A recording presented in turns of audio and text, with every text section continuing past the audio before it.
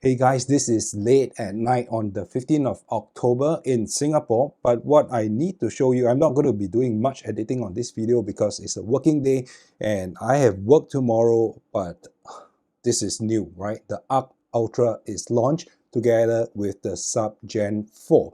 I'm a little bit sick, so I might sound a little bit off, but a very quick rundown on what the Arc Ultra is all about. So the Arc Ultra, codename Lasso, has been touted for quite a few months by now already, but this is on the Sonos website. So if you go to the Sonos website, it is actually available for pre-order right now. The Arc Ultra, 999 euros, which will translate to 999 US dollars. In Singapore, it should be about 1,899, so a slight premium over the previous first gen Sonos Arc.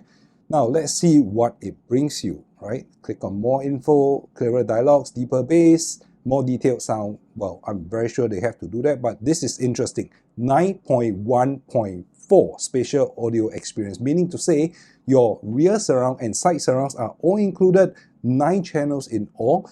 At ear level, .1, which is for the subwoofer, meaning to say the Arc Ultra on itself is able to play the low frequency effects channel, and 0.4 for 4 upward firing channels. How they're going to achieve it is through an array of drivers. More on that in just a little bit. I will make this video fast, so I won't go through much of what is written here. You can take a look at yourself, pause the video, or go to the Sonos website. Now, I will definitely be getting into a lot more details once I lay my hands on the review unit. Why don't we look at some of the pictures, right? All right, so this is the oblique profile. There's a bar right here. Well, I can't zoom in anymore, but note that it looks very similar to the previous iteration, with the exception of what is behind, right? So it seems that there's a control here. I'm going to click into some of the parts. Now, there's this small indentation here. The small indentation is probably the volume slider control. The light is still there. The front and side profile looks largely similar. And this is a shot of it. So from far, you probably won't be able to tell that this is the Arc Ultra and not the Gen 1 of the Sonos Arc. This is a back shot. Now let's see whether they have any more pictures where we can glimpse a bit more information. It seems to be a button here as well. And let's go on lifestyle shots, front, rear. Oh, that was the rear shot. So let's see if we can get anything out of it. Right, some of the ports are here. There seems to be a microphone switch. Let's see what else is available. Maybe look at the features. So, oh, okay, so it's on pre-order now, expected to ship 29th of October. So if you want to pre-order now, hopefully you will get the unit on the 29th of October. Now, Dolby Atmos, voice enable, some of these, two interesting things. First, sound motion trademark. So this is probably the hard motion technology that Sonos has bought over Mayeth 4. A bit more about that, I glanced through the page earlier before I did this video, so I can talk about the sound motion in just a little bit. The other thing is Bluetooth. So the Sonos Playbar, the Sonos Ray, the Beam, the Arc, none of them had Bluetooth. So basically, Sonos has not produced a Bluetooth-enabled soundbar before. The Sonos Era, the Sonos Era 100 and the 300, as well as the Roam and the Move, they all have Bluetooth, but this is the first time Bluetooth is coming to a soundbar from Sonos. The rest I won't touch on because they are mostly similar. Now let's see if there's anything more. Well, I think this is a shot from the movie Dune. So the sand flowing over, encompassing you. Okay, we get the idea. Well, there's a dirty living room, but never mind. Okay, the soundbar reinvented. Okay, cutaway shot, very interesting. Let's see what they write here first. Sonos Arc Ultra is the sleekest and most powerful, blah, blah, blah. 14 Sonos engineered drivers and advanced technology like sound motion. Okay, let's see. Now this here is the sound motion woofer, right? So this is what produces the 0.1 in the 9.1.4.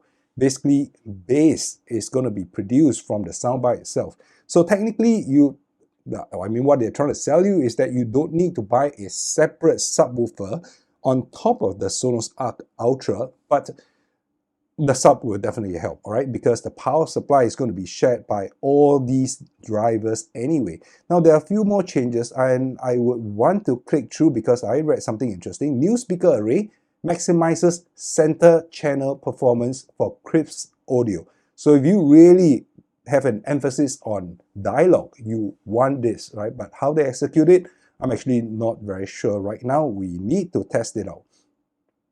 Custom collinear waveguides. Well, waveguides are waveguides. Basically, they are just kind of like filters or plastic grills in front of the drivers to direct the sound. So that's how they place all the 9 channels of ear height, ear level sounds across the whole room. And upward firing drivers reflect sound off the ceiling, sure, but how do they do 4 channels? Probably some kind of DSP where they will use the front firing drivers to cancel out some of the sound, as well as the side drivers, because they also have side firing drivers to disperse audio from wall to wall, right? So the sound stage from this should be massive, because after all, there are 14 drivers this time round, right?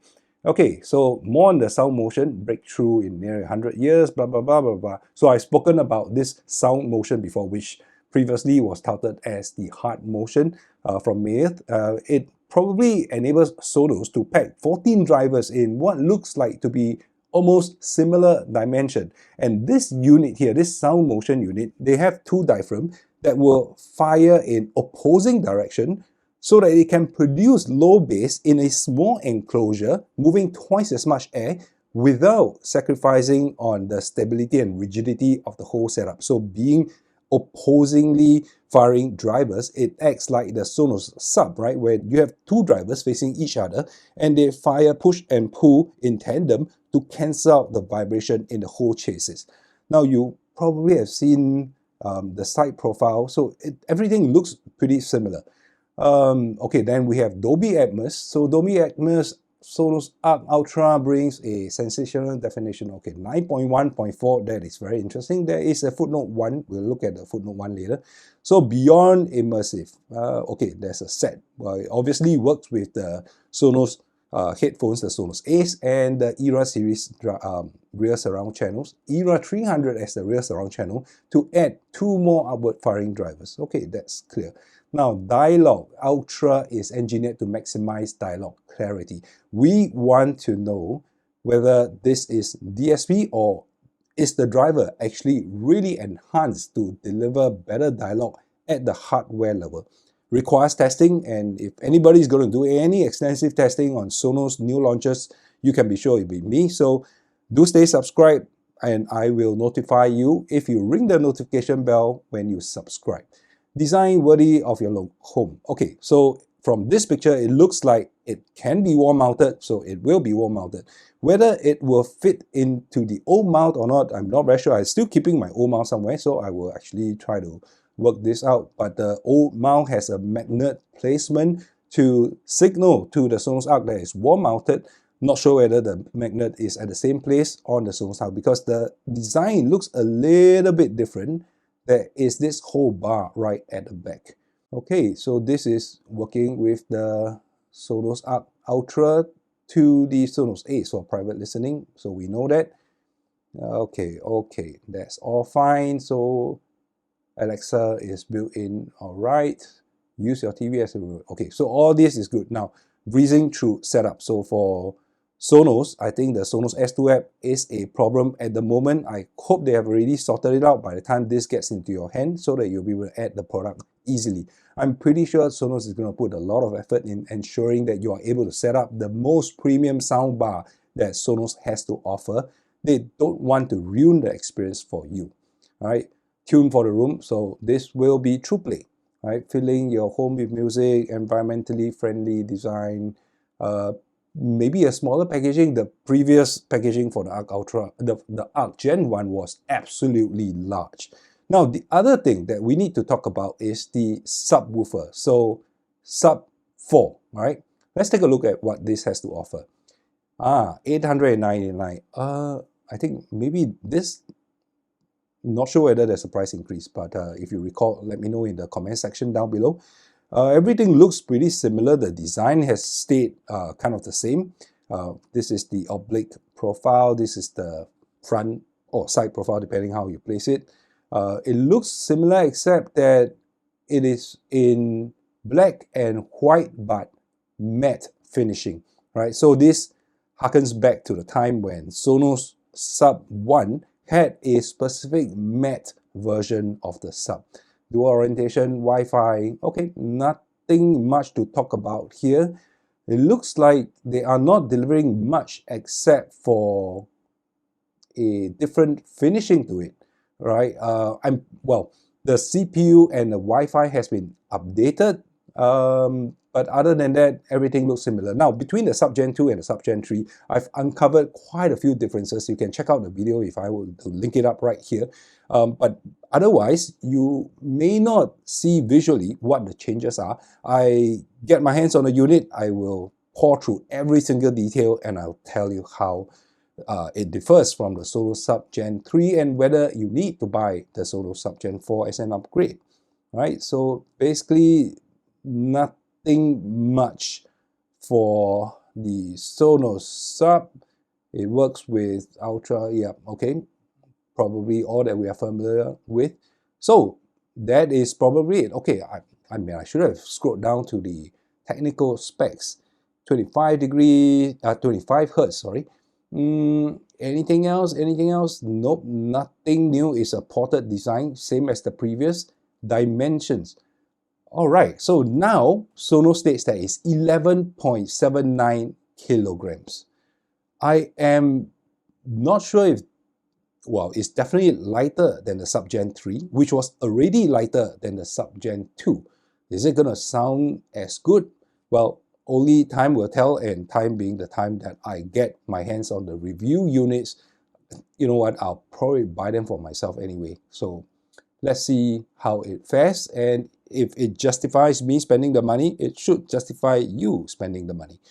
Alright, so height, width, depth, I don't think anything has changed, so that is probably why. Okay, so these are the specs. So it goes to AX 5 GHz, right? Wi-Fi 6, the Ethernet port is still there. Quad-core 1.9 GHz. Okay, that is probably about all there is to it. Okay, that's a nice comparison chart here.